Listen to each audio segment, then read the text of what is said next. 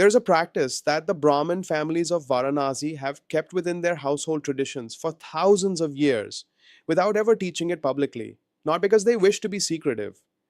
The rishis were not a secretive people, but because this particular practice belongs to a category of sacred knowledge that in the ancient tradition was transmitted only from one generation to the next within a family, passed from grandmother to daughter in law, from grandfather to grandson, across hundreds of continuous years of unbroken practice. My grandfather taught it to me on the ninth day of Navaratri in the year I turned 19. He had received it from his grandmother, who had received it from her mother in a chain of transmission that he said, to the best of his knowledge, had never been broken.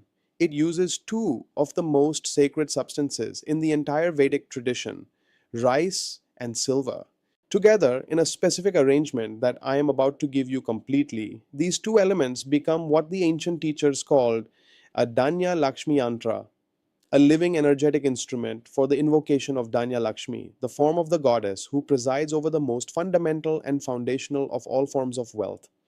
Not the spectacular wealth of sudden fortune, the deep, permanent, unshakable wealth of the household that never runs out, the house where the grain jar is always full, where the family always has enough, where abundance accumulates quietly and steadily and never departs. This practice is performed over 9 consecutive days. 9 because Navaratri, the 9 sacred nights of the goddess, is the most fundamental template of sacred time in the Hindu tradition. 9. Because there are 9 forms of Ashtalakshmi plus the central Mahalakshmi herself, who encompasses them all. 9. Because the Navagrahas, the 9 planets, govern the cosmic forces that influence every dimension of material life. 9 is the number of completeness in the realm of the divine feminine. And this 9 day practice, performed with the correct intention, the correct materials, and the specific mantra sequence I will give you, creates a permanent energetic structure in your home that the Vedic tradition describes as a Dankshetra, a field of wealth, a zone in which Lakshmi's energy has been established as a living, self renewing presence. I am Guruji Raman Sharma, born in Varanasi, trained at Banaras Hindu University, formed in the deepest dimensions of Vedic science by my grandfather, Pandit Vishnu Sharma, who served as a priest at the Kashi Vishwanath temple. For 45 years, I have studied, practiced, and transmitted the sacred sciences of Vedic prosperity. What I'm sharing today is among the most powerful home practices I know. It is one of the 9 sacred laws of Lakshmi that I have spent a lifetime organizing from the oral and textual traditions of my family's Brahmin lineage and the broader Vedic inheritance. Today's law is the law of the sacred vessel, the principle that Lakshmi's energy, once invoked, must be given a physical home within the household.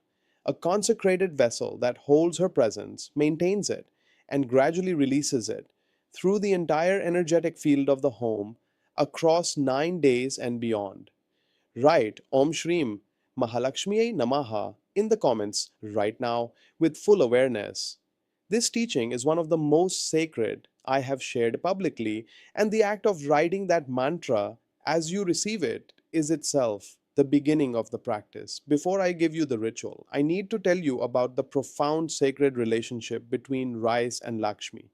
Because without understanding this relationship, the practice will seem like folklore rather than the ancient science it actually is. Most people know that rice is used in Hindu rituals. Very few people understand why it carries the specific sacred weight that it does. The Atharva Veda, the fourth of the great Vedas, which contains the most practical and direct instructions for sacred application in daily life, describes rice with a phrase that stopped me completely when I first encountered it in my grandfather's study: Anadevata, sons of heaven who never die. The Vedas understood rice not as a food, but as a form of divine life, self renewing, inexhaustible, the substance that stands between the human being and starvation, between life and its cessation. The Chatapatha Brahmana, one of the most important of the Vedic Brahmana texts, contains a teaching about the origin of rice that is extraordinary in its implications. It states that rice, emerged from the body of Indra himself, from his very marrow and vital power. Rice, in the Vedic understanding, is not merely nourishing food. It is the condensation of divine life force into edible form. And here is the connection to Lakshmi that my grandfather considered the most important single piece of knowledge about the goddess that most modern Hindus have forgotten. The ancient South Indian tradition calls rice Ana Lakshmi, Lakshmi herself, in the form of food. The great Vedic scholar Deviprasad Chattopadhyaya and others have documented that across the entire pan Indian Vedic tradition, rice and Lakshmi were understood as two names for the same divine reality, the inexhaustible generosity of the earth, the flow of abundance that sustains all life, the goddess who ensures that the family always has enough. When the Danya Lakshmi form of the goddess is depicted in temple iconography, she carries sheaves of paddy, unhusked rice, in her hands, held with the same reverence with which the other forms of Lakshmi carry lotuses and gold. Because paddy is gold, paddy is Lakshmi. In the language of the Vedic tradition, they are not metaphors for each other. They are the same divine principle expressed in different forms. This is why rice on the altar is not decoration. This is why rice is offered before any other sacred substance in any Vedic puja. When you place rice before the goddess, you are offering her own nature back to her. You are saying, I recognize you in this. I recognize that the food in my household, the grain in my kitchen, the sustenance that my family receives every day, this is you. This is your grace already present in my life. And silver, the second element of this practice, carries an equally specific sacred meaning in the Vedic tradition. The Vedic texts consistently identify silver with the energy of Chandra, the moon, and with the specific vibrational quality they call sattva pradana, the predominance of the quality of purity, clarity, and luminosity. The Sri Suktam, the most ancient hymn to Lakshmi from the Rig Veda, describes the goddess in verse 1 as Chandram Hiranmayim Lakshmim, the lunar one, the golden radiant one. She's both lunar and solar, both silver and gold. The silver carries her lunar aspect, the gentle, pervasive, nourishing quality of moonlight that doesn't demand or overwhelm, but simply illuminates and sustains. The Vedic understanding of silver as a sacred metal, and one of the ancient texts on sacred metals specifically identifies silver as Rajata, the one that imbues the sattvic quality, makes the silver coin the ideal physical anchor for Lakshmi's lunar energy within the household. When silver rests within rice for 9 days, with the correct mantras activating both elements each morning, what you are creating is precisely the union of Lakshmi's two essential aspects, the sustaining, nourishing, inexhaustible quality of Anna Lakshmi in the rice and the luminous, lunar, sattva radiating quality of her silver self. Together, they create what the tradition calls Sampada Kendra, a center of abundance, a point within the household from which Lakshmi's energy radiates outward through all 9 days and permeates the energetic field of the home. Write in the comments again. Om Reem Shreem Lakshmibhyo Namaha. This is the Ashta Lakshmi mantra, the mantra that invokes all 8 forms of the goddess simultaneously. Write it with the understanding that what I'm about to teach you invokes specifically Danya Lakshmi, the most foundational of all her forms. Now, let me take you through the complete 9 day practice. The best time to begin is on a Thursday or Friday evening or on the first day of any Navaratri period. And I say this with particular emphasis for those watching right now because we are in the sacred spring season leading toward Akshaya Tritiya on the 19th of April, which is the most auspicious day in the entire Hindu calendar for any practice connected to the permanent establishment of wealth. Beginning this 9 day practice in the days before Akshaya Tritiya, so that the ninth and final day falls on or near that sacred date, this alignment creates a compounding of sacred energies that the ancient tradition identifies as among the most powerful available in the entire calendar year. Before you gather your materials, before you touch the silver coin or the rice, take a bath, change into clean clothes, approach what you are about to do with the quality of deliberate, unhurried preparation. My grandfather used to say that the way you prepare for a sacred act determines 70% of its power. The remaining 30% is the act itself. How you arrive at the threshold matters as much as what you do after you cross it. You will need the following elements, and let me tell you about each one. First, a small clay pot, what the tradition calls a mati kagara. It does not need to be large. A small terracotta bowl or vessel approximately the size of a large teacup is ideal. Clay is sacred in the Vedic tradition because it is the earth itself, Prithvi, the great mother, in its most direct and unprocessed form. The Taittiriya Upanishad opens with the declaration, Anam Brahman. Food is Brahman, the divine reality itself. And the earth from which all food grows, and from which clay is formed, carries the most fundamental quality of the material divine. When you place rice into a clay vessel, you are returning Lakshmi's body to the body of the earth mother. The two divine feminine principles, the earth and the goddess of abundance, meet in that vessel. Second, pure uncooked white rice, not brown rice, not parboiled rice, not any variety that has been processed in ways that remove the outer layer. The Vedic texts are consistent that aksata, whole, unprocessed, unbroken rice grains, are the only form of rice appropriate for sacred offering. You will need enough to fill your clay vessel 3/4 full. Before using it, wash the rice once in clean water, then allow it to dry completely on a clean white cloth in sunlight, if possible, or simply in the air. This simple washing and drying is the ritual purification of the rice. It is an act of acknowledging its sacred quality before it becomes an element of the practice. Third, a silver coin, a small coin that carries on one face the image of goddess Lakshmi or goddess Lakshmi with Lord Ganesha. These are available at virtually every Indian grocery store in America, in England, in Canada, in Australia. If you cannot find one with the image of the goddess, any pure silver coin will serve. But the image of Lakshmi on the coin is the ideal, because it means the coin itself is already a murti, a sacred form, not merely a material object. The silver coin represents the crystallization of Lakshmi's energy into physical form. And when it rests within rice for 9 days with daily mantras, it becomes what the tradition calls a Sadita Murti, an energetically activated form that radiates its charge into the surrounding space continuously. Fourth, a small amount of haldi, turmeric, and a small amount of kumkum. These we have spoken of at length in other teachings.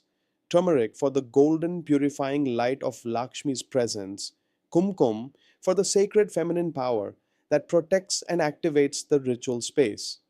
Fifth, 5 fresh flowers for each of the 9 days. Yellow marigolds are ideal, being Lakshmi's color. If marigolds are not available, any yellow flowers will serve. These are not background decoration, they are daily offerings, the first fruits of the living world offered each morning as the acknowledgement that beauty itself is Lakshmi's language. Sixth, a small ghee diya, which you will light each morning for the 9 days of the practice and allow to burn for a minimum of 21 minutes beside the vessel. Now, the procedure. On the evening of day one, before sunset if possible, or after the sun has set and you have lit the evening lamps, begin by invoking Lord Ganesha. Stand before your puja space, palms together, and recite Om Gam Ganapataye Namaha 21 times with full attention. This invocation is the threshold of every sacred act. Do not proceed without it. Then take the clay vessel in both hands and hold it for a moment of conscious acknowledgement. Say silently, this vessel will be the home of Danya Lakshmi's presence in my household for 9 days and beyond. I prepare it with devotion and with the intention of offering a pure and worthy dwelling for her grace. Then mix a pinch of turmeric into the dry, clean rice in the vessel, turning the white grains gently golden. As you mix, recite Om Hrim Shrim, Lakshmibhyo Namaha 7 times. The golden rice, aksata, the turmeric blessed grain, is now Danya Lakshmi's body prepared for her arrival. Now take the silver coin, hold it in your right palm with your left hand cupped beneath it. Close your eyes. Feel the weight of it. Small, cool, metallic, the condensed symbol of the abundance you are inviting. Recite the first verse of the Tri Suktam 3 times. Om Hiranyavarnam Harinim Suvarna Rajatasrajam Chandram Hiranmayim Lakshmim Jatavedo Ma Avaha. As you recite, visualize with each repetition the goddess herself, golden and luminous, standing upon a full lotus, her 4 hands extending toward you in the gesture of giving. With the third recitation, feel that the coin in your palm has been touched by the light of her presence. Then, gently and with complete deliberateness, lower the silver coin into the center of the golden rice until it rests at the middle of the vessel, covered on all sides by the blessed grain. As the coin settles into the rice, recite Om Danya Lakshmi Namaha, the specific mantra of Danya Lakshmi, the goddess of grain and inexhaustible sustenance, 21 times. Feel as you recite that the coin is not simply resting in rice, it is resting in the body of the goddess herself. It is enclosed in her eternal abundance. And through those 21 repetitions of her specific name and mantra, her energy is being directed to fill the vessel, to saturate the grain, to charge the silver, and to begin radiating from this central point outward through your home. Place the 5 flowers around the vessel, and not on top, but surrounding it in a gentle circle, arranged clockwise, each one placed with a moment of intentional offering. Then light the ghee diya beside the vessel. Sit with it for 21 minutes, not praying, not asking for specific things, simply being present with this new living center of sacred energy you have created in your home. The 21 minutes of silent presence is the act of completion, the act of witness, the act of saying, I see you, Danya Lakshmi, I have prepared this dwelling for you. I am here. This is the procedure for day 1. Days 2 through 9 follow the same sequence each morning. And I emphasize morning, ideally during or just after Brahma Muhurta, the sacred pre-dawn period, though any time before noon is acceptable for the daily renewal. Each morning, invoke Ganesha, recite the Sri Suktam verse 3 times over the vessel, recite Om Danya Lakshmiye Namaha 21 times, replace the flowers with fresh ones, light the ghee diya, sit for 21 minutes. Each day, the accumulated energy in the vessel deepens. Each day, the rice absorbs more of the mantric vibration. Each day, the silver coin resting at the center of all of this becomes more saturated with what the tradition calls Devachakti, divine energy, until by the 9th day, it has become what the Vedic tradition calls a Siddha Dravya, a charged sacred object that radiates its quality continuously, even when the formal practice is not being performed. On the 9th day, the final and most powerful day of the practice, the procedure is extended. After the normal morning sequence, sit for a full 45 minutes with the vessel rather than the usual 21. During this extended sitting, recite the complete Lakshmi Gayatri mantra 108 times. Om Mahalakshmiyai Vidmahe Vishnupatnyai Dimahi Tano Lakshmi Prachodayat. 108 complete repetitions using your mala if you have one. This extended final day of recitation is what the tradition calls the Purnahuti, the complete offering, the act that seals and consecrates the entire 9-day cycle and transforms it from a sadhana, a practice in progress, into a siddha yantra, a completed and permanently active sacred instrument. After the 108th repetition, sit in silence for 9 minutes. Then, with both hands, lift the vessel and hold it before your heart. Offer this prayer in your own words, from the deepest sincerity you can access. Danya Lakshmi, I have prepared this vessel for you over 9 days with devotion and with the knowledge of the tradition that was given to me. I am not asking you for a specific amount or a specific form of abundance.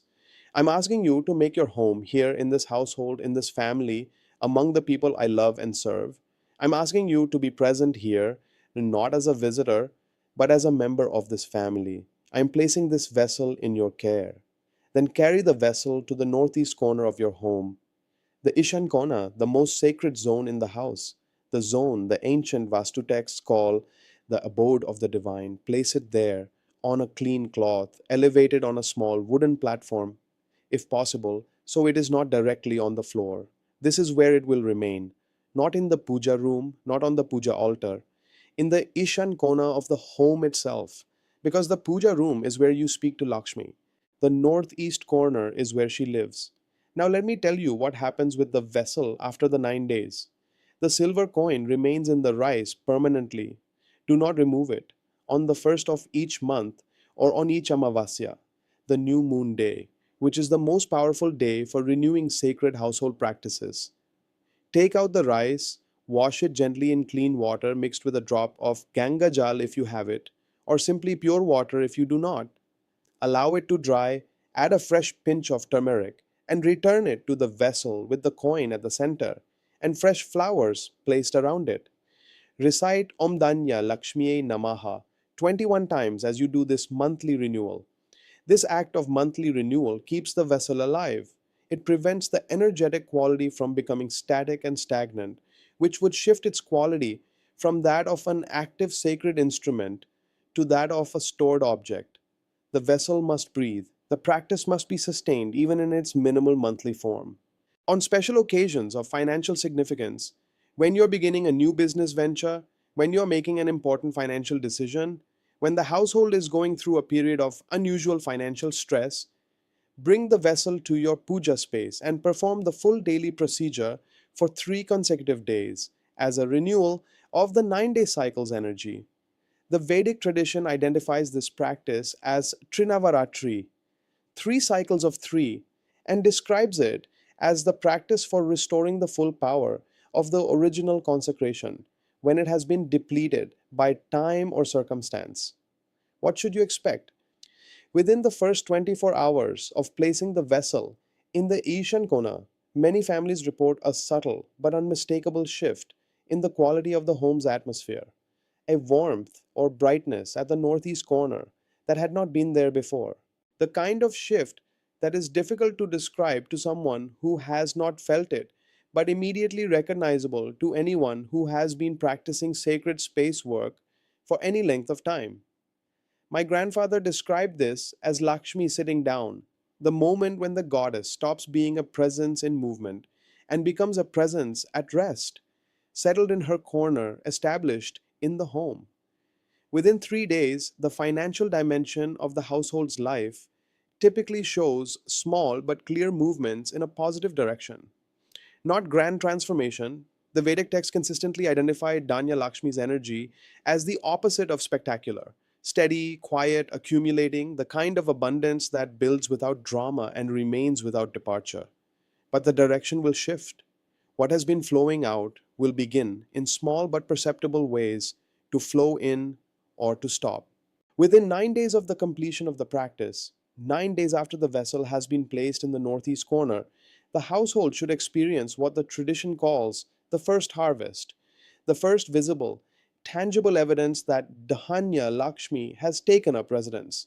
It will appear as something the family could not have predicted: an unexpected payment, a cost that was feared and then did not materialize, a resource that arrived from an unforeseeable direction. These are Lakshmi's signals that she has heard, she has arrived, and she is beginning to work in the household's affairs. Within one full lunar cycle, from the day of the vessel's completion to the same day of the following month, the quality of the household's relationship with financial abundance should have shifted in ways the family can point to specifically. Not the end of all difficulty, but the beginning of a direction that is unmistakably different from the direction before the practice, the sacred warnings. My grandfather gave them to me with great seriousness, and I give them to you the same way. Never remove the silver coin from the vessel once the 9 days are complete. The coin has been consecrated through 9 days of mantra and devotion into a Siddha Dravya, a charged sacred object, whose power depends on remaining in the sacred context of the vessel. To remove it and use it for ordinary purposes is to dissolve the energetic structure that the 9 days of practice created. It would be the equivalent of removing the central stone from an arch everything collapses. The coin is no longer a coin. It is Lakshmi's presence crystallized in metal. Treat it accordingly. Never allow the vessel to be placed on the floor directly, placed in a dirty or cluttered space, or allowed to dry out and shrivel without the monthly renewal. The vessel is alive in the sense that the Vedic tradition understands living sacred objects. It requires attention, maintenance, and the regular renewal of the energy that was established in it. A neglected sacred vessel does not simply lose its power and become neutral. The ancient texts described this as particularly important. A consecrated vessel that is abandoned accumulates the energy of abandonment, which is among the qualities most strongly associated with Alakshmi, the sister of Lakshmi, the goddess of misfortune. Do not consecrate what you will not maintain. Never perform this practice with the primary intention of creating sudden dramatic wealth. The essence of Danya Lakshmi is the opposite of sudden. It is the grain jar that is always full, the household that always has enough, the family that never goes hungry. If you approach this practice seeking a specific windfall or a dramatic change in fortune within a specific time frame, you're invoking the wrong quality of the goddess's energy.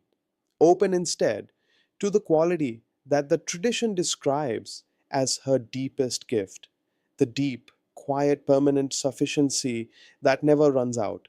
That form of abundance is more valuable than any sudden fortune, and it is precisely what this practice, performed correctly, is designed to invite. What I have shared today is one of the nine sacred laws of Lakshmi, the law of the sacred vessel, the law of Danya Lakshmi's presence in the physical household. It connects directly to every other practice I have shared in this series. The activated threshold draws Lakshmi toward the home. The Ishan Kona practice creates the zone where she gathers her energy. The Friday lamp ritual maintains the weekly contact with her presence. The pre dawn mantra sadhana opens the subtle channel through which her energy flows. And this 9-day vessel practice gives her a permanent physical home within the household itself. When all of these practices operate together as a unified system, the effect is of a completely different order than any single practice can create. My grandfather always said, Lakshmi does not need to be convinced. She needs to find a home that is truly ready for her. The practices I teach are not about convincing the goddess, they are about preparing the home. When the preparation is complete, when every dimension of the household's energy has been aligned with her nature, she doesn't need to be invited. She simply arrives. Because a home that is truly prepared for Lakshmi is as irresistible to her as sunlight to a lotus. In my next teaching, I will share the Amavasya purification practice from the Atharva Veda, the monthly clearing practice that removes the accumulated energetic residue of each lunar cycle from the home and re-establishes the sacred space's full receptivity for the following month. Without this monthly clearing, even the most beautifully maintained sacred practices gradually lose their potency as the home's energetic field accumulates the debris of ordinary life. It is the most important maintenance practice I know, and it is the one most consistently neglected in diaspora households. Subscribe and turn on notifications. Write Om Danya Lakshmiye Namaha in the comments today, the specific mantra of the form of the goddess this practice invokes. And if your household has been carrying financial struggle for longer than you can remember, if the grain jar has felt empty for too long, share this teaching with the women of your family who carry the household's spiritual responsibility. This practice was traditionally transmitted from elder women to younger women in Brahmin households. Its transmission today through these teachings is an extension of that ancient and sacred lineage of household wisdom. May Danya Lakshmi, she who carries the paddy sheaves, she whose hands are always full and always giving, she who ensures that the grain jar is never empty, take up permanent residence in the Ishan Kona of your home and fill every corner of your household with the quiet,